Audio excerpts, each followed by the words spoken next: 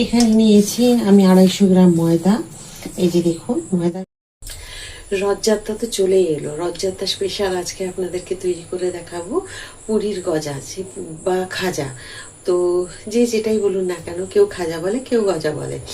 তো সেটাই আজকে তৈরি করে দেখাবো। খুব সুন্দর খাস্তা মুচমুচে, মনে হবে যেন পুরীতে মানে পুরীর খাজা ঘরে বসে পাচ্ছেন আপনি। এখানে নিয়েছি দেখুন, আমি যে পরিমাণে ময়দা নিয়েছি সেই পরিমাণে দেখুন 1/2 চামচ জোয়ান, 1/2 চামচ কালো জিরে আর 1/2 চামচ নিয়েছি নুন। দেখুন এইটুকু নেবো খাবার সোডা। এর জন্য ময়াম নেব দেখুন আমি 1 চামচ 2 চামচ, এই বেশি কিন্তু দেব না ময়াম। এরপরে আপনাদেরকে দেখিয়ে দেবো কি করব। ব্যাস এবারে কিন্তু এটাকে অল্প অল্প জল দিয়ে দিয়ে আমি এখানে মেখে নেব। খুব ভালো করে আগে এটাকে হাত দিয়ে মিশিয়ে, খুব সুন্দর মেশানো হয়ে গেছে। এই যে দেখুন এইরকম হবে ময়ামটা। এবার অল্প অল্প জল দিয়ে দিয়ে এটা মেখে নেব।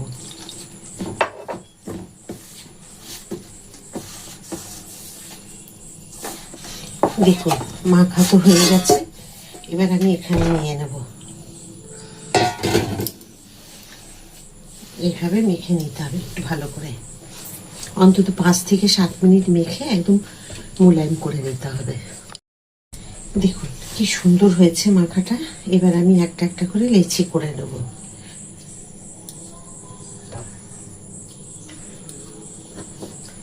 এইভাবে আমি যেরকম আমরা রুটি পরোটা লেচি করি, রুটি বা পরোটা সেই রকম করে নিতে হবে। এখানে আমার 10টা লেচি তৈরি করেছি, দেখুন রেডি করেছি। 10টা লেচিকে আমি একদম রুটি বেলে আগে রেডি করে নেব, তারপরে আপনাদেরকে দেখাবো। আশা করি এখন যখন বলছি আমি সব রুটিগুলো আগে বেলে নেব, এবার আপনারা বুঝতে পেরেছেন গজা বা খাজার যে লেয়ারটা হবে কি রকম হবে। ময়দা ছড়িয়ে বেলে নেব একটা রুটি। দেখুন এখানে আমি বেলে নিয়েছি, আর এখানে সবগুলো 10টা রুটি, এখানে একটা, এখানে আছে 9টা। এখানে নিয়ে নিয়েছি আমি একটু কর্নফ্লাওয়ার। আমি আজকে এখানে ভেতরে যে তেলটা দিয়ে আর কর্নফ্লাওয়ার ছড়িয়ে দেব। আর আপনারা চাইলে একসাথে কর্নফ্লাওয়ার আর তেল মিশিয়ে নিতে পারেন, যেমন এর আগে আপনাদের মিশ্রণ দেখিয়েছি সেরকমও করতে পারেন। তা আমি আজকে এরকম দেখাচ্ছি আপনাদেরকে, যে প্রথমেই একটুখানি তেল দিয়ে তারপরে এইভাবে ছড়িয়ে নেব। তেলটাকে খুব ভালো করে মাখিয়ে নিতে হবে। এই যে দেখুন, আপনারা চাইলে ঘি ডালডা যেটা খুশি দিতে পারেন, আমি আপনাদেরকে তেল দিয়েই দেখাচ্ছি।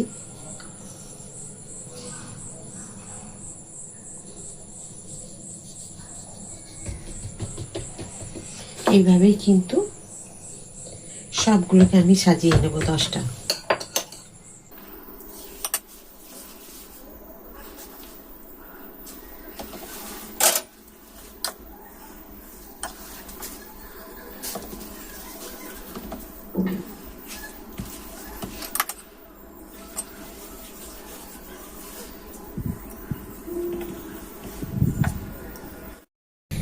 ব্যাস লাস্টেরটা দিয়ে দিলাম।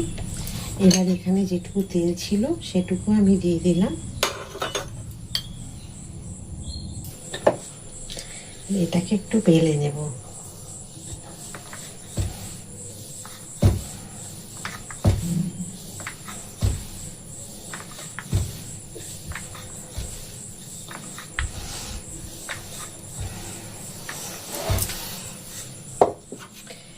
এরপর আমি কি করব দেখুন,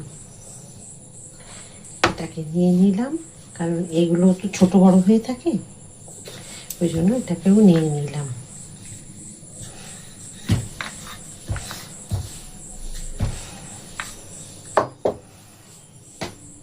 ব্যাস এবারে আমি এটাকে খুব টাইট টাইট করে ঘোরাবো।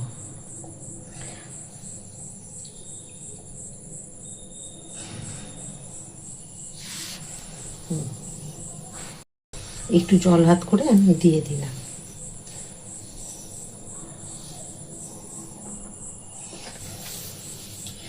এবার আমি এটা কেটে নেব।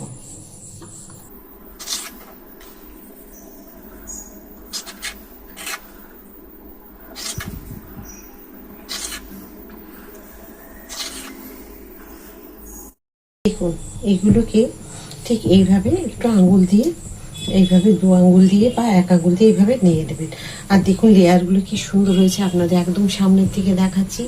দেখেছেন লেয়ারগুলো? প্রত্যেকটা লেয়ার যেন এখনই মনে হচ্ছে খুলে বেরিয়ে আসবে। আমি এইভাবে একটুখানি এটাকে দেখুন লম্বা করে নিচ্ছি, বেলে নিচ্ছি। দেখেছেন বেলা মানে বেলতে যাচ্ছি মনে হচ্ছে খুলে বেরিয়ে আসবে। এই যে দেখুন,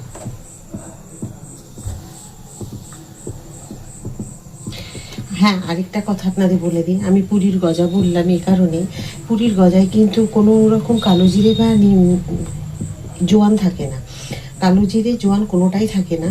এটা একটু টেস্টটা চেঞ্জ করার জন্য আমি এটা দিয়েছি। এগুলো কিন্তু পুরীর গজায় থাকে না, বলে দিলাম। কারণ হয়তো কেউ দেখে ভিডিওটা দেখে কমেন্ট করতে পারেন যে পুরীর গজায় থাকে না কালো জিরে আর জোয়ান, সত্যিই থাকে না। এটা আমরা বাড়িতে করছি বলে একটু মানে স্বাদটাকে চেঞ্জ করে নিচ্ছি, আর কিছুই না। এবার আপনার ইচ্ছে হলে আপনি করতেও পারেন, নাও পারেন, এমনি নর্মালও করতে পারেন, বা এবার আমি যেভাবে দেখাচ্ছি সেভাবেও করতে পারেন। এখানে দেখুন চিনির রসটা খুব ভালোভাবে হয়ে গেছে, আমি গ্যাস বন্ধ করে দিলাম। এটা কিন্তু 2 তার 3 তারের ব্যাপার কিছু নেই, একটু বেশ মোটা আঠালো হবে, তখন এটাকে গ্যাস বন্ধ করে দিতে হবে। এখন এই গ্যাস মনে হচ্ছে একটুখানি কমে গেছে, মানে তাপটা কমেছে। এবার আমি দিয়ে দেখি, তাও আছে, এত থাকা চলবে না, একদম লো ফ্লেমে এগুলোকে ভাজতে হবে।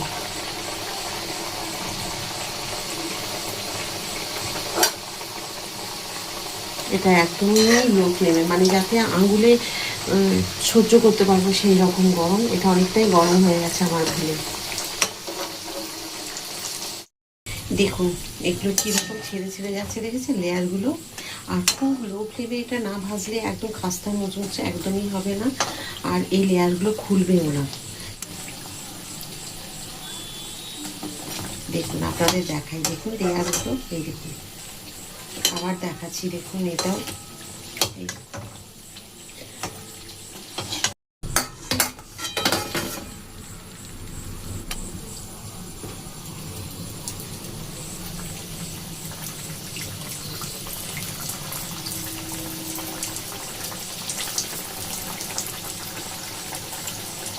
খাস্তা হয়েছে। এগুলো একটুখানি গরম আছে, এগুলো দেখুন একদম খাস্তা মুচমুচে। আমি এখন এটা রসে দেবো এগুলোকে, একদম গরম থাকলে দিলে ঠিক হবে না। চিনির রস দেখুন এখন গরম নেই, এই যে দেখুন আমি হাত দিচ্ছি, দেখেছেন?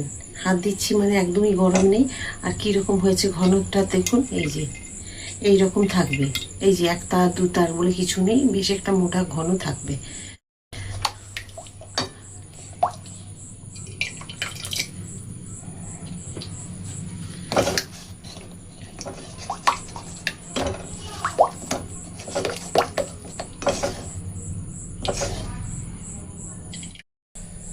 এই যে প্রথমের আর শেষের দুটো এই যে বেরিয়েছিল, প্রথমেরটা আর এটা হচ্ছে শেষেরটা।